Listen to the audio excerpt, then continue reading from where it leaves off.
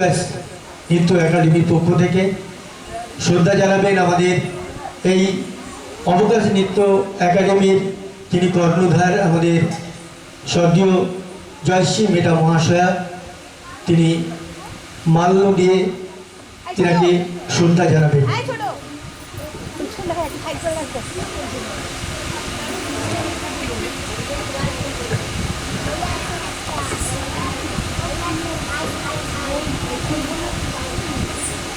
বিশ্বকবি রবীন্দ্রনাথ ঠাকুর অবকাশের পক্ষ থেকে আমরা প্রতি বছর কবি প্রণাম অনুষ্ঠান করি।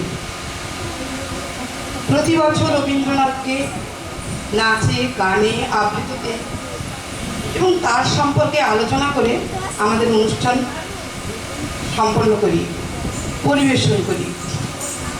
এবছরও আমরা কবি প্রণাম অনুষ্ঠান শুরু করব।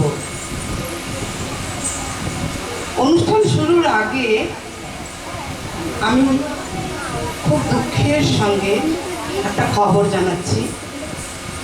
এই অবকাশের সঙ্গে অঙ্গাঙ্গিভাবে যুক্ত ছিলেন, প্রতি বছর বহু বছর ধরে তিনি আসতেন এবং রবীন্দ্রসঙ্গীতের একজন প্রবাদ পুরুষও বলা যায় তাকে। তিনি খুব সুন্দর রবীন্দ্রসঙ্গীত গাইতেন, এটাই ছিল তার প্রিয় গান। সেই রবীন্দ্রসঙ্গীত যিনি গাইতেন সেই দিলীপ মল্লিক।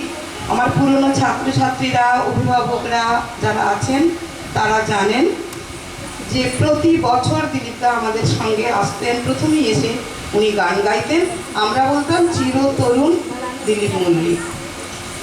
কিছুদিন আগে আমার সঙ্গে দেখা, আমাকে উনি বলেছেন এবছর নিশ্চয়ই যাচ্ছি, তবে শরীরটা খুব ভালো নেই, একটু অল্প সময় থাকবো, তারপর ঘরে চলে আসবো। হঠাৎই আমরা খবর পেলাম দিলীপদা নেই। আমরা খুবই মর্মাহত বললেও হয়তো কিছু কমই বলা হয়। আমরা ভীষণভাবে দুঃখিত এবং আমাদের মনের মধ্যে একটা যন্ত্রণা নিয়ে আমরা আজকের অনুষ্ঠান শুরু করব। তাই দিলীপদাকে আমরা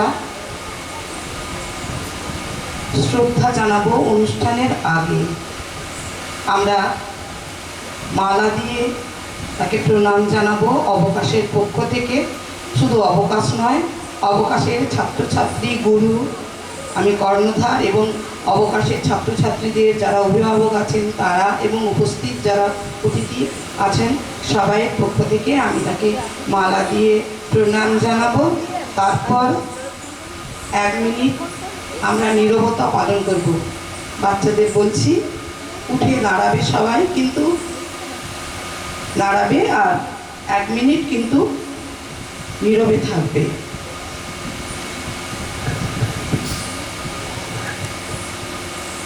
এবং দিলীপবাবুর প্রতিকৃতিতে মাল্যদান করবেন আমাদের অবকাশ নৃত্য একাডেমির কর্ণধার সম্মানীয় জয়শ্রী মেটা মহাশয়।